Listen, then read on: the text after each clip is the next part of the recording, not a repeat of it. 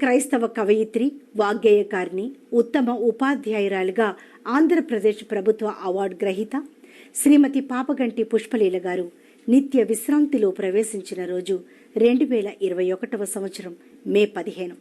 శ్రీమతి పుష్పలీల గారు శ్రీ పాపగంటి శాస్త్రి, శ్రీమతి మేరీ గార్లకు ఆఖరి సంతానంగా 1935వ సంవత్సరం ఫిబ్రవరి 10న జన్మించారు. వీరి తల్లిదండ్రులిద్దరూ ఉపాధ్యాయులు కావడంతో మంచి విద్యా బుద్ధులను అలవర్చుకున్నారు. శ్రీమతి పుష్పలీల గారు 1956వ సంవత్సరంలో శ్రీ కలపాల కృపారావు గారిని వివాహం చేసుకున్నారు. ఇద్దరు ఉపాధ్యాయ వృత్తిలో కొనసాగుతూ ఉత్తమ క్రైస్తవ దంపతులుగా జీవించారు. వీరికి 2 కుమారులు, 2 కుమార్తెలు.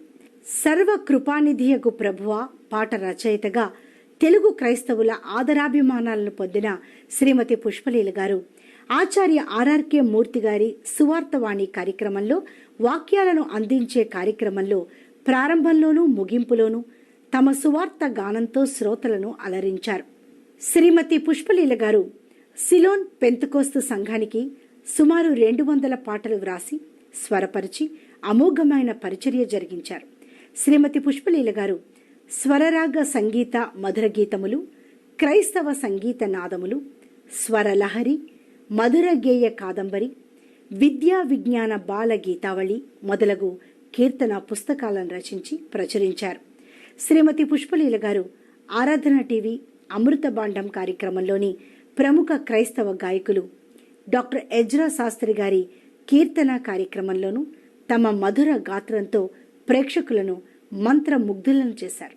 శ్రీమతి పుష్పలీల గారు ఉత్తమ ఉపాధ్యాయురాలిగా ఉమ్మడి ఆంధ్రప్రదేశ్ ప్రభుత్వ అవార్డును నాటి ముఖ్యమంత్రి గౌరవ శ్రీ ఎన్టీ రామారావు చేతుల మీదుగా స్వీకరించారు.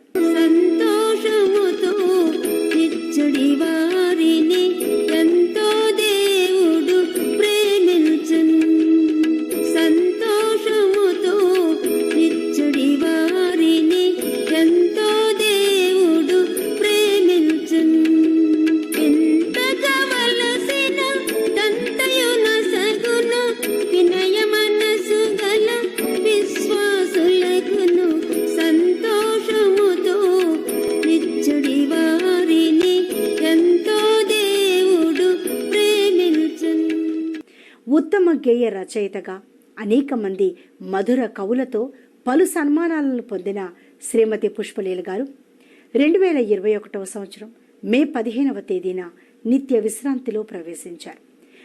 వాగ్గేయకారిణిగా క్రైస్తవ లోకానికి అజరామర సేవలను జరిగించిన శ్రీమతి పుష్పలీల గారి జీవితం అభినందనీయం, అనుసరణీయం.